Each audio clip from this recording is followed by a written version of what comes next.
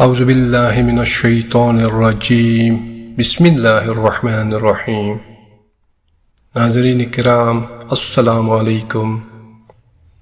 ربیع الاول اسلامی سال کا تیسرا مہینہ ہے۔ یہ بڑا فضیلت و برکت والا مہینہ ہے۔ حضور کریم صلی اللہ علیہ وآلہ وسلم کی ولادت مبارکہ اسی ماہ میں ہوئی تھی۔ مسلمانوں کے لیے دن رات کی ہر ساعت عبادت و انعامات سے بھرپور ہوتی ہے۔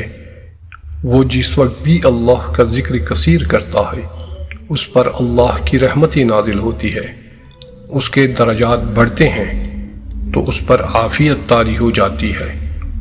تاہم کچھ دن اور راتیں ایسی برکات سے لبریز ہوتی ہے کہ ان دنوں میں کی گئی عبادات کا زیادہ اجر و ثواب ملتا ہے۔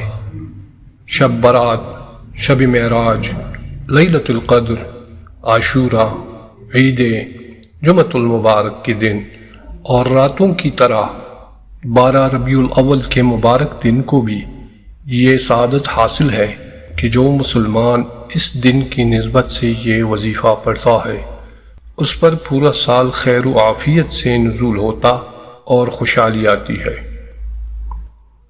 روایت ہے کہ جو مسلمان 12 ربیع الاول کے روز کسی بھی 11 مرتبہ اللہ سبحانہ تعالیٰ کے ان اسماء گرامی کا ذکر کرتا ہے تو ذاکر کو محبوب خدا کے ولادت مبارک کے دن کی نسبت سے بے حد روحانی درجہ ملتا ہے۔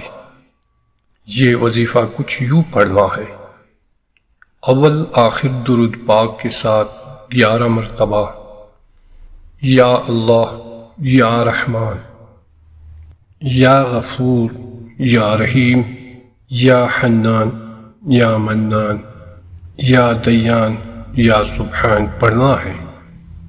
انشاءاللہ ہر دکھی کے دل کو سکون ملے گا، رزق سے پریشان کی پریشانی دور ہوگی، مقدمہ میں الجھے کو نجات ملے گی اور بیماروں کو شفا نصیب ہوگی، اپنوں کی کدورتوں کا خاتمہ ہوگا۔ ایک اور روایت ہے کہ جو کوئی ربیع الاول کی 21 تاریخ کو 2 رکعت نماز نفل اس طرح پڑھے کہ ہر رکعت میں سورہ فاتحہ کے بعد ایک بار سورہ مزمل پڑھے اور سلام پھیرتے ہی سجدہ ریز ہو جائے اور 3 مرتبہ یہ دعا نہایت توجہ و خلوص سے پڑھے: یا غفور تغفرت بالغفر والغفر فی غفرک یا غفور۔ اس کے بعد جو بھی جائز دعا صدق دل سے مانگے انشاءاللہ تعالی قبول ہوگی۔